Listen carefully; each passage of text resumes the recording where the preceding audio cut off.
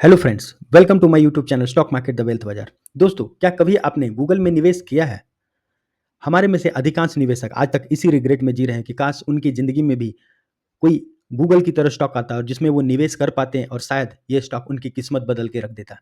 दोस्तों, जब गूगल ने अपनी शुरुआत करी थी तो आप देख सकते हैं इसकी कीमत मात्र 2.71 यूएसडी डॉलर थी और आज ये एक नई ऊँचाइयों को छू रहा है। दोस्तों, हमारे जीवन में भी हमेशा एक गूगल की तलाश होती है कि शायद हमारे जीवन काल में कोई एक ऐसी कंपनी आए जिसमें हम निवेश करें और हमारी पूरी ज़िंदगी बदल जाए। दोस्तों, अगर मैं आपसे कहूँ कि शायद इंडियन स्टॉक मार्केट आपको वो दिन दिखला सकता है। दोस्तों, वो कौन-सा शेयर है जो भारतीय निवेशकों की ज़िंदगी बदलने का दमख़म रखता है? आइए उसे एनालाइज़ करते हैं। इससे पहले दोस्तों, अगर अभी तक आपने स्टॉक मार्केट द वेल्थ बाजार चैनल को सब्सक्राइब नहीं किया है तो kindly do subscribe this channel because इस चैनल पे हम आपके लिए बहुत सारी इन्फॉर्मेटिव वीडियोज़ लाने वाले हैं और अगर आपने अभी तक सब्सक्राइब नहीं किया है तो कहीं वो वीडियो आपसे छूट ना जाए। दोस्तों, इस वीडियो को शुरू करने से पहले मैं आपको एक डिस्क्लेमर देना चाहता हूँ। ये वीडियो केवल एजुकेशनल पर्पज़ के लिए बनाई जा रही है। इस वीडियो के माध्यम से आपको किसी भी शेयर में खरीदने या बेचने की सलाह नहीं दी जा रही। अगर आपको किसी भी शेयर में खरीद या बिक्री करना है तो इसके लिए सेबी रजिस्टर्ड फाइनेंशियल एडवाइज़र की सलाह अवश्य लें।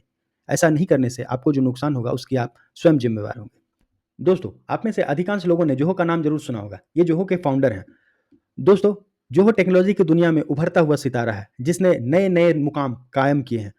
चाहे इसके डिफरेंट ऐप्स की बात हो, डिफरेंट प्रोडक्ट्स की बात हो, इसने इतने वेरिएशंस लाए हैं, जिसके कारण इसकी तुलना गूगल से की जा रही है। दोस्तों, क्या सच में जोहो के अंदर वो काबिलियत है, जो उसे इंडियन गूगल बनने में मदद कर सकता है? तो आइए इसके बारे में हम फंडामेंटली एनालाइज़ करते हैं। दोस्तों, आइए जोहो कॉर्पोरेशन के कुछ फाइनेंशियल रिकॉर्ड की हम बात करते हैं। आप देख सकते हैं कि रेवेन्यू में 8,703 करोड़ यूएस डॉलर में अगर बात करें तो 1.0 बिलियन डॉलर और ये फाइनेंशियल ईयर 2023 का आंकड़ा है दोस्तों।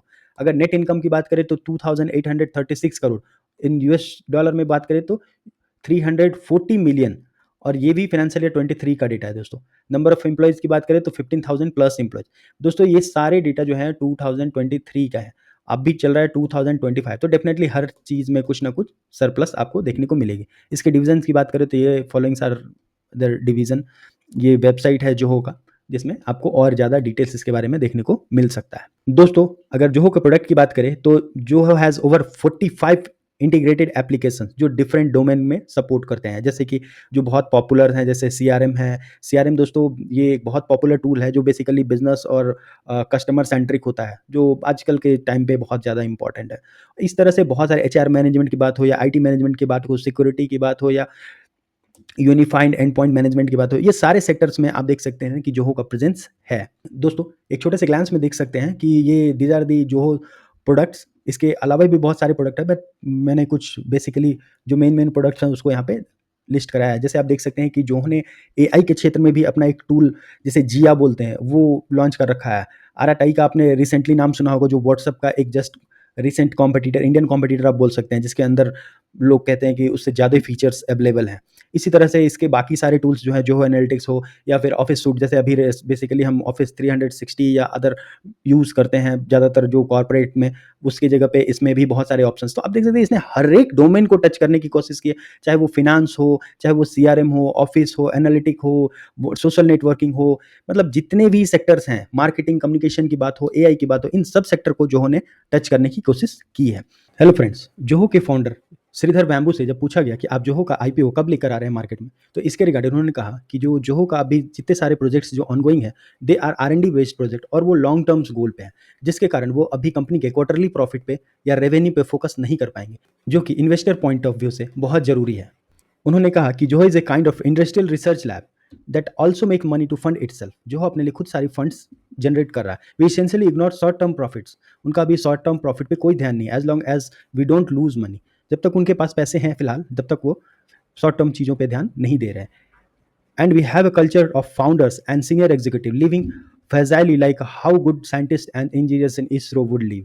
उन्होंने बड़ा अच्छा एक एग्जांपल दिया है कि जिस तरह से इसरो के साइंटिस्ट जो है वो एक बिल्कुल मिनिमम बेसिक स्टैंडर्ड लिविंग पे चलते हैं और मिनिमम रिक्वायरमेंट जो एक होती है मनुष्य की, उन चीज़ों पे ही फोकस होता है और सारा उनका ध्यान रिसर्च और डेवलपमेंट पे होता है।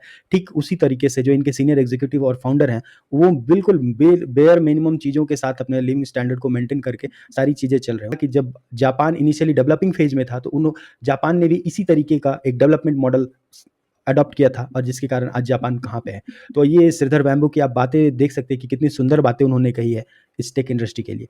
दोस्तों, इसके साथ ही मैं आपको कुछ मेजर चीज़ों पे भी आपका फ़ोकस ले जाना चाहता हूँ। जैसे माइक्रोसॉफ्ट के जो मेजर प्रोजेक्ट्स हैं, जिनकी आप मोनोपोली कह सकते हैं एक तरह से, जैसे Windows, Microsoft 365, Microsoft Azure, Dynamic 365, PowerPoint, Copilot, Microsoft team, Visual Studio, GitHub, these are Power BI, LinkedIn learning, ये सारी चीज़ें हैं जिन पे माइक्रोसॉफ्ट का समहाउ एक एकाधिकार है। ठीक इसी तरीके से दोस्तों गूगल के भी कुछ प्रोजेक्ट हैं जिनका उन पे एकाधिकार है। Google search, Google spreadsheet, Google AI Gemini, Google ads, YouTube, Google Analytics, Android.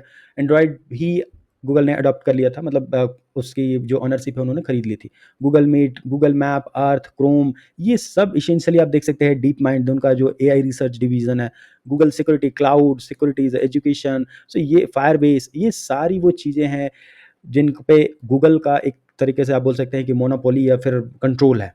तो आगे चल के आप बोल सकते हैं कि जोहो को इन सारी चीज़ों से लड़ना होगा। अगर उसे गूगल बनना है, अगर रियल गूगल बनना है, तो उसे इन सारी चीज़ों को रिप्लेस करके अपने सारे प्लेटफ़ॉर्म्स को लॉन्च करने होंगे। तब जाके इंडिया डिजिटली इंडिपेंडेंट कहा जा सकता है।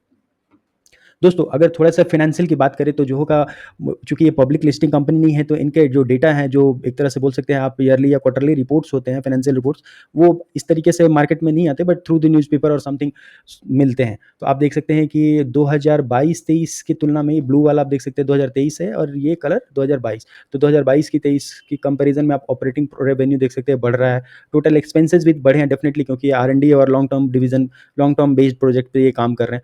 प्रॉफिट्स भी आप देख सकते हैं कि मार्जिनली इंक्रीज़ हुआ है, बट इनिशियली स्टेप पे प्रॉफिट से ज़्यादा ऑपरेशनल रेवेन्यू मैटर करता है, क्योंकि आप किस तरीके से बिज़नेस जनरेट कर पा रहे हैं और आगे का आपका ग्रोथ किस तरीके से दिख रहा है। और डेफिनिटली ये 22 से 23 है, तो 24-25 में भी चीज़ें इम्प्रूव हुई होंगी या फिर होने चाहिए। दोस्तों, ये जोहो पेमेंट टेक्नोलॉजीज़ है प्राइवेट लिमिटेड, जो जोहो की एक सब्सिडरी कंपनी है। आप इसका रिपोर्ट भी देख सकते हैं कि इनिशियली किस तरीके से जो रेवेन्यू है वो बढ़कर आया है और बाकी सारी चीज़ें भी इसी तरीके से हैं। दोस्तों, अब थोड़ा-सा कस्टमर बेस की बात करते हैं कि जोहो का किस तरीके से कस्टमर सेंट्रिक है। आप देख सकते हैं कि जो बड़े-बड़े ब्रांड हैं, आईएफएल फाइनेंस, सब, SpiceJet, L'Oréal, Amazon, Tata play, Zomato, ये डिफरेंट-डिफरेंट जो उनके प्रोडक्ट सेगमेंट है, उसमें इन सारे प्लेयर्स की एंट्री है। मतलब दे आर देयर कस्टमर। अगर आप एचआर सॉफ्टवेयर की बात करें तो Meesho, GP, Aparajita, SpiceJet, Zomato, these are the basically clients जो इनके सॉफ्टवेयर्स को यूज़ कर रहे हैं। ऐसे बहुत सारे इनके क्लाइंट लिस्ट है। मैंने कुछ क्लाइंट्स के आपके वो एक पोर्टफोलियो बनाकर दिखाया है, ताकि इसको हम समझ सकते हैं कि किस तरीके से उनका क्लाइंट्स बेस चल रहा है। ये आप देख सकते हैं कि उनका ईमेल एप्लीकेशन है, किस तरीके से आपने नॉर्मली जीमेल या फिर ऑफिस 365 तो देखा होगा, ये जोहो का एप्लीकेशन है। तो आप देख सकते हैं कि ये सारी चीज़ें भी बिल्कुल फ़ैमिलियर और सिमिलर वे में इनके एप्लीकेशंस भी हैं। दोस्तों, आज के वीडियो में बस इतना ही। आशा करता हूँ आपको ये वीडियो काफ़ी अच्छा लगा होगा और आप इसके माध्यम से बहुत कुछ सारी चीज़ें सीखे होंगे। दोस्तों, ये वीडियो केवल एजुकेशनल पर्पज़ के लिए बनाई गई थी और इस वीडियो का कोई भी मकसद आपको किसी स्टॉक में खरीदने या बेचने की सलाह देना नहीं है। जब भी आप किसी शेयर को खरीदें या बेचें, उसके लिए आप सेबी रजिस्टर्ड फाइनेंशियल एडवाइज़र की सलाह लें।